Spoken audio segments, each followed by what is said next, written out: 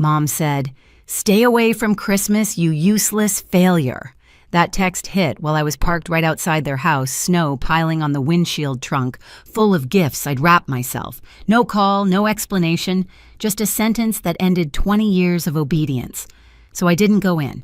I shifted into reverse, watched their porch fade in the mirror, and drove until the state line disappeared behind me. The next morning, their heating shut off. By nightfall, the internet was gone. At 9:47 p.m., she finally texted, "Please fix this."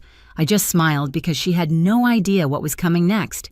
Before I tell you everything, hit like and drop a comment telling me where you're listening from. Have you ever had to walk away from the people who made you feel small? Your stories remind me I wasn't the only one. My name is Molly Carter. I'm 33, a software consultant living in Austin, Texas. And until last Christmas, I thought being the dependable one was something to be proud of. I built my whole identity around fixing other people's messes. My family made sure of that. Every birthday, every holiday, every emergency, they called me first. Rent late, Molly will help. Phone broken, Molly will pay. I didn't complain. I told myself it was love even when it felt like obligation dressed as duty. My parents still live in Missouri in the same 2-bedroom house where my sister and I grew up. The walls smell like old pine cleaner and burnt coffee. Mom Margaret is the kind of woman who always needs an audience. Her words could slice through silk sweet to strangers sharp at home. Dad Robert used to work construction until his back gave out. After that, he spent more time complaining about pain than trying to get better. But it wasn't his body that made him cruel, it was his pride. Losing control turned him mean, and Mom learned to speak through his silence using guilt like a second language. Then there's Kayla, my little sister. She's 28, studying to be a physical therapist. Bright, funny, easy to love. The golden child, but not a bad person. If anything, she tried to survive by staying invisible. She'd tell me, "It's easier if you just let Mom win." And I did for years, because I thought peace was worth the price of swallowing my pride. I moved to Austin 6 years ago after landing a big client. I thought distance would soften things. It didn't. The phone calls kept coming, the same pattern, a few weeks of silence, then a sudden, "Hey, could you just help us with..." Followed by another bill I didn't remember agreeing to pay. Gas, electric, internet, even their car insurance. I was their safety net, and they never noticed I was unraveling. Still, I kept trying. Every Christmas, I drove 14 hours north with gifts stacked in the trunk and hope packed in the glove compartment. I told myself this year will be different. It never was. There was always a comment waiting for me the second I walked in. "You look tired from Mom. Must be all that computer work from Dad." And then Kayla whispering, "Don't let it get to you." But it did, every time. Last December felt different, though. Kayla hadn't been home in a while, and we'd planned to surprise our parents together. I'd already bought everything winter clothes for Dad, a gold necklace for Mom, peppermint cake mix for Kayla. My car smelled like cinnamon and wrapping paper. I even wore the ridiculous green sweater Kayla dared me to wear, the one with embroidered Christmas lights on the sleeves. I wanted to believe it meant something, that maybe this was the year Mom would just hug me without finding something to fix. That text, "Stay away from Christmas." "You useless failure," came while I was sitting right there, engine still running. No context, no reason, just that. I stared at it thinking maybe she meant it for someone else, but I knew better. It was precise, surgical. She'd chosen every word to wound, and she succeeded. I didn't text back. I didn't knock. I just backed out of the driveway and drove until the highway swallowed the snow behind me. I didn't cry. I didn't scream. I just felt still. Like something heavy had finally stopped moving inside me. That's how I ended up at a cheap motel just past the state line, fluorescent lights buzzing, heater, wheezing a gas station sandwich sitting untouched on the nightstand. I sat there in that tiny room with my phone face down, the silence ringing in my ears, realizing I'd spent my entire adult life being useful instead of being loved. And somewhere between the hum of the heater and the flicker of the Christmas lights outside, I decided that being done wasn't weakness. It was freedom. The next morning, the sun crept through the blinds like it had no idea the world had shifted overnight. I woke up still in that green sweater, the one with the stitched bulbs that used to make me laugh. It felt heavier now, like it carried the weight of every "just help us" this once I'd ever agreed to. My phone sat silent on the nightstand. No apology, no explanation. Just the ghost of that message burned into the screen of my mind. I made coffee in the motel lobby, the kind that tastes like cardboard and survival, and opened my laptop. Habit, I guess. For years, that was how I started every morning. Log and check the client dashboard, then check my parents' bills. Their names were everywhere on auto-pay lists, linked accounts, scheduled transfers. It hit me that half my digital life belonged to people who had just told me I was a failure. That realization was quiet but brutal, like a mirror you didn't mean to look into. I stared at the heating account first. The balance blinked red, due tomorrow. Then the internet, the car insurance, the phone plan all set to pull from my checking account. I could have ignored it. I could have let it slide one more month like I always did, but something in me had cracked clean through the night before. And cracks, once they start, don't stop. They widen until everything that held you together starts to fall apart, and sometimes that's the only way to see what's underneath. So I called the bank. My voice was calm, almost polite. I need to remove myself from some linked accounts. The woman on the other end asked if I wanted to schedule it or do it immediately. Immediately, I said. She asked if I was sure. I said completely. When it was done, I sat back, listening to the faint hum of the heater. I expected guilt. I expected panic. Instead, there was silence. Real silence. Not the kind that hurts, but the kind that breathes. For years, I'd mistaken being needed for being loved. Every transfer, every bill I paid was another piece of myself I mailed back to a house that never wanted me in it. That text from Mom wasn't new, it was just honest. She'd finally said what she always meant: I was only valuable when I was useful. And now I wasn't. I opened my inbox. Emails stacked like unpaid debts receipts, reminders, renewal notices. I started canceling one after another: heating, internet, car insurance, phone plan. One by one, I watched them disappear from my dashboard until all that was left were my own accounts, my name, my life, my clean slate. By the time I finished, my coffee had gone cold. I looked out the window.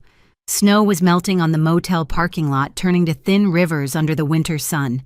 I hadn't realized how small I'd been living, measured in deposits, in favors, and how quietly I could exist without upsetting anyone. That morning, I didn't feel small. I felt steady. My phone buzzed once, a text from Kayla. Just a photo of their living room, dark and undecorated. She canceled Christmas, she wrote, said it's your fault. I stared at the screen, not even angry, just sad. My sister didn't deserve that, but I couldn't fix it this time. I typed back, I know, just hang in there, then deleted it before sending. Old habits die hard. Later that day, I took a drive through town. The streets were lined with families hauling trees on their roofs, kids laughing, music spilling from every open cafe door. I wondered if they knew how lucky they were to have homes that didn't weaponize love, to have mothers who didn't turn kindness into currency. For the first time, I envied strangers more than I missed my own family. That night, I sat by the motel window, again laptop open, cursor blinking on a blank document. I didn't know what to write: an email to Mom, a letter to myself, a resignation notice from the family I'd been serving since birth. Instead, I typed 2 words and left them there, glowing in the dark: no more. Because that was the truth I'd finally come to understand: endings don't always explode. Sometimes they dissolve quietly, like frost on glass, slow, steady, irreversible. And as the heater groaned to life beside me, I felt the first warmth I'd felt in years, knowing I was done trying to buy my way into love. 2 days later, I sat in a diner off the interstate, the kind that smells like burnt toast and cheap syrup. My laptop was open, but I wasn't working. I just liked the illusion of control, the way the blue light made everything look cleaner than it really was. Outside, sleet hit the windows in soft rhythms. The world was gray and quiet. That's when the first notification popped up on my phone.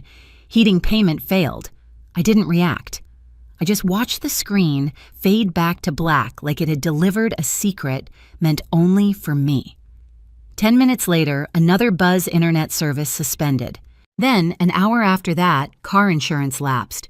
Each alert landed like a heartbeat I didn't have to feel guilty for. I hadn't hacked anything. I hadn't sabotaged them. I'd simply stepped back and the system collapsed on its own. For years, I'd been the invisible scaffolding holding that house upright. Now the beams were gone, and the weight was showing. I imagined Mom pacing the kitchen, wrapping herself in that old robe she never washed properly. Her voice sharp, blaming Dad, blaming Kayla, blaming anyone but herself. I could see it all in my head, the flickering lamp, the silence between their arguments, the cold creeping up the stairs because the furnace had gone out again. For once, none of it was my responsibility. Around noon, Kayla texted, "The power's out. Mom's freaking. She keeps saying she doesn't understand what happened." I stared at the message thumb hovering over the keyboard. Then I locked my phone and put it face down on the counter. It buzzed twice more before it went still. That night, I was back in my motel room when the final message came. 9:47 p.m. Mom, please fix this. No hello, no apology, just a command softened by desperation. I sat on the bed, the hum of the heater low and steady beside me. My phone screen glowed in the dark blue-white light catching the edges of the room. I thought about every time she'd said those words before "fix this handle." It'd take care of it as if I were some kind of customer service line for her bad decisions. I looked at the clock again, 9:47.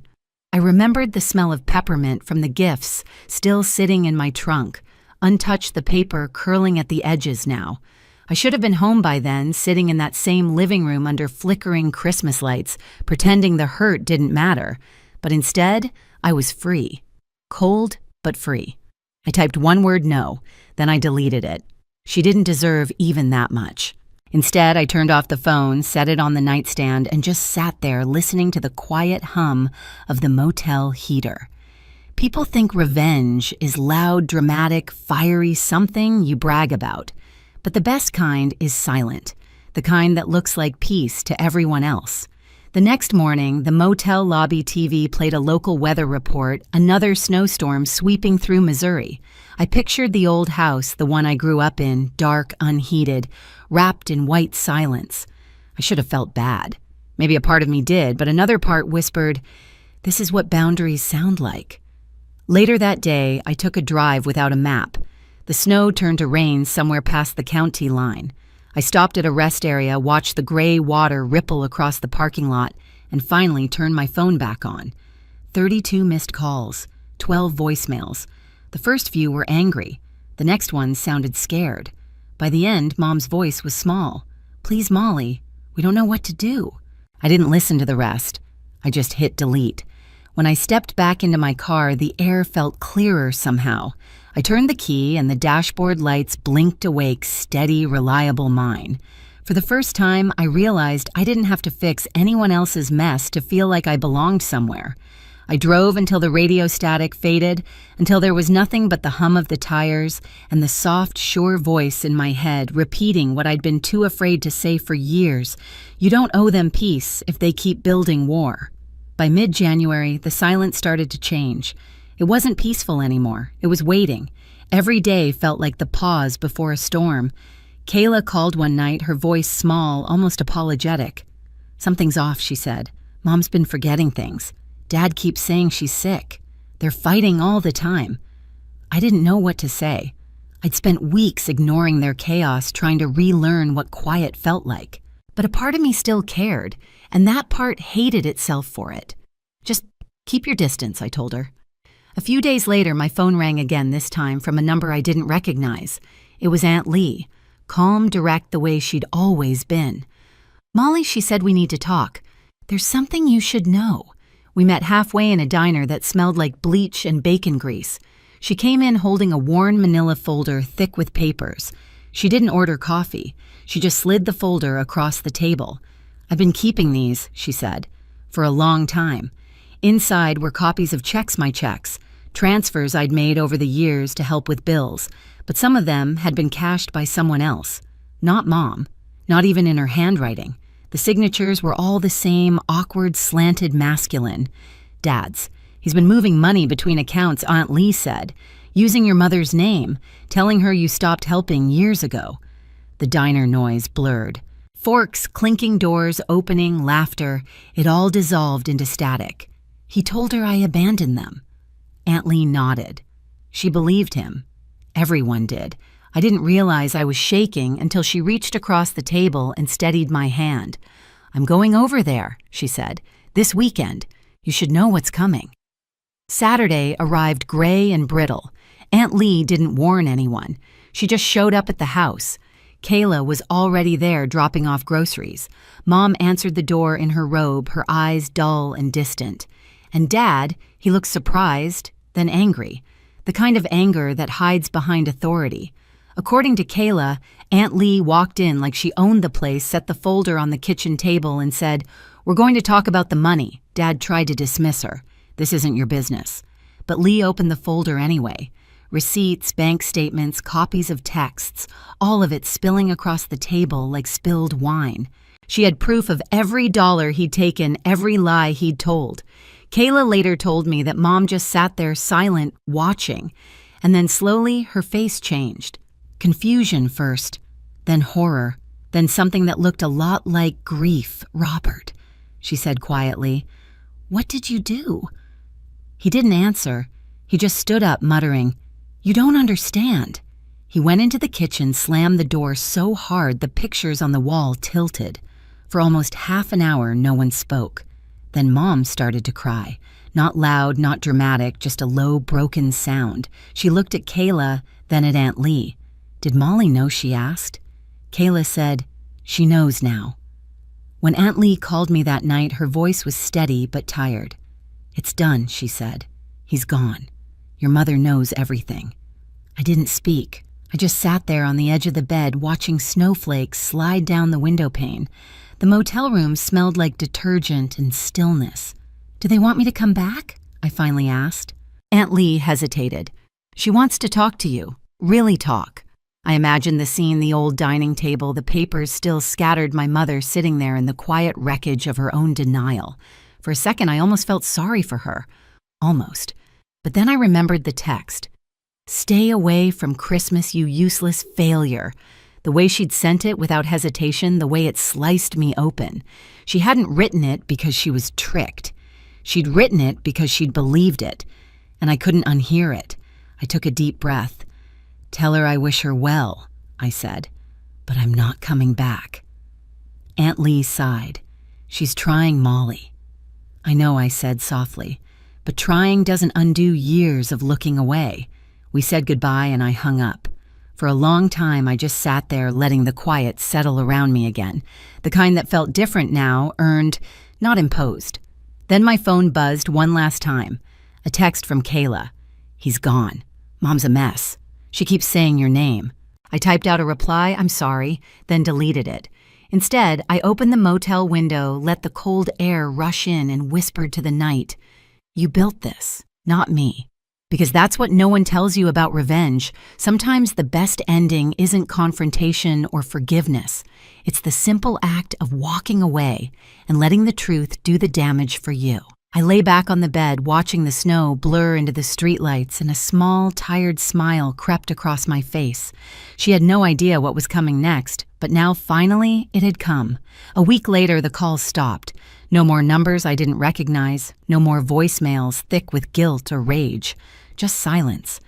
It was strange how quickly chaos could burn itself out once it ran out of fuel.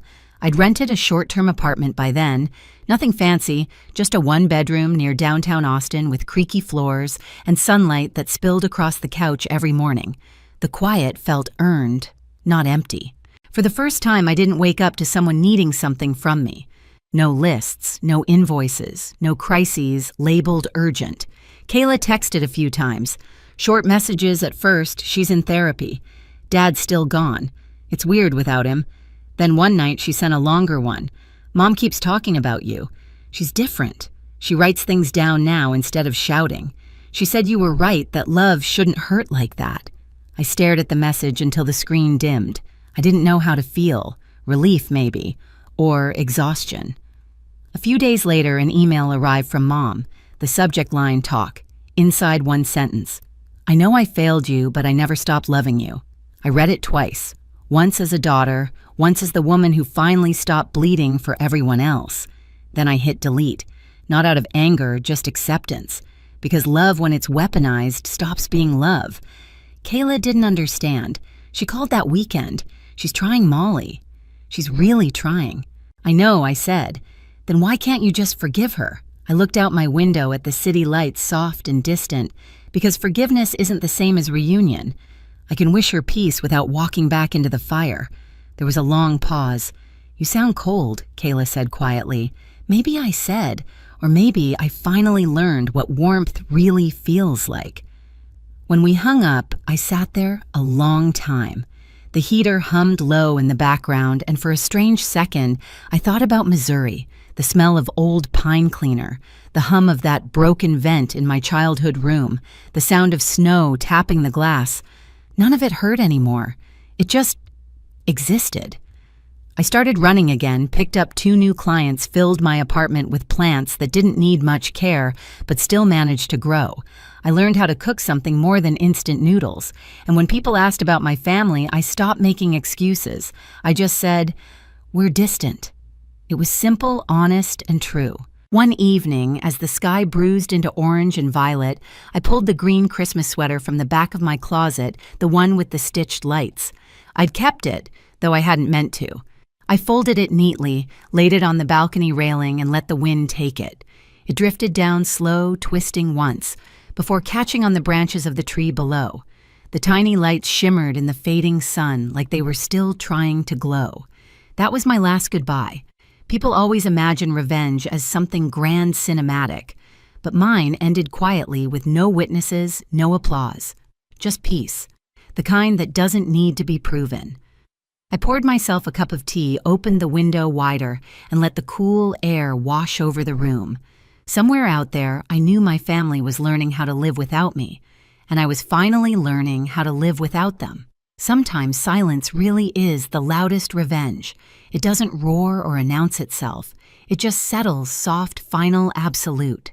People like my parents think control comes from noise, the yelling, the guilt, the endless demands. But real control, I learned, is choosing not to answer. Choosing peace over permission. I don't hate them. Not anymore. Hate still ties you to the story, still makes you show up for the next chapter. I just stopped showing up. And when you stop showing up, the story ends on your terms. Now, when the holidays roll around, I don't drive north. I don't wrap gifts no one appreciates. I light a candle, make peppermint tea, and let the quiet fill every corner of my apartment. Sometimes I think about that text, "Stay away from Christmas," and realize it was the best gift she ever gave me. Because walking away wasn't cruelty. It was survival. If you've ever had to draw that line, if you've ever loved someone who only saw your worth when you were useful, then you know what I mean. You're not heartless for protecting your peace. You're just done being burned. And if you've been there, if this story hits a little too close, leave a comment and tell me where you're listening from. I read them all. They remind me that stories like mine aren't rare. They're just rarely told out loud. Hit like, share it with someone who needs to hear it, and subscribe so you don't miss the next story. Because sometimes the only way to rebuild a life is to finally stop fixing everyone else's.